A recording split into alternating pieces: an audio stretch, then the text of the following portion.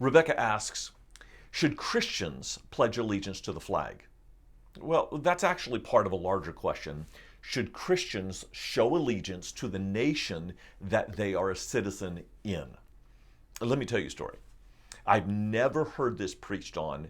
It's from Matthew chapter 17. Jesus returns to Capernaum, where his headquarters were, and Peter's outside the house. Tax collectors come from Jerusalem, not Roman tax collectors. These are Jewish tax collectors collecting the temple tax. And they ask, does your master pay the temple tax? And Peter said, yeah, he does. He didn't even ask.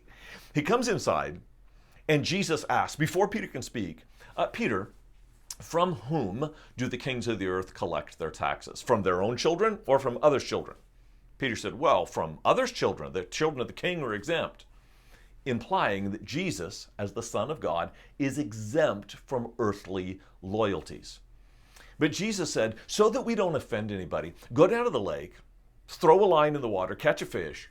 There's going to be a 4 drachma coin in that fish's mouth, and I want you to use that to pay my tax and yours for the temple tax. What's Jesus teaching?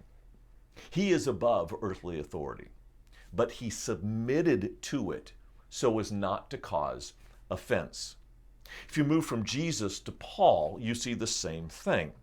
In Acts chapter 21, Paul comes to Jerusalem. He's a Christian, but also still a Jew.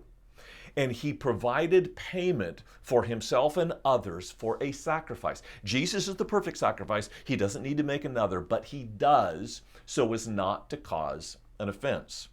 So part of the answer is, sure, you can pledge allegiance to the flag, you can celebrate the 4th of July or any other patriotic activity, especially if abstaining from it would cause an offense. But I would go further, and I would say it this way.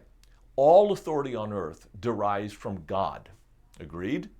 So if there's a governing official, it's God's official in that place.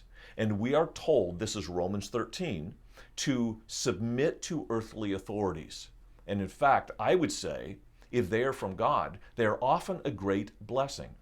I consider the freedom of our nation a great blessing from God. I'm grateful for that. And so I would not only pledge allegiance to the flag so as not to cause offense, but to show gratitude to God for the freedoms that he has given me. Does that mean I honor our nation above others that God has established? No. But this is where I live, and this is the gift he has given to me. And for that, I freely celebrate and would invite you to do the same.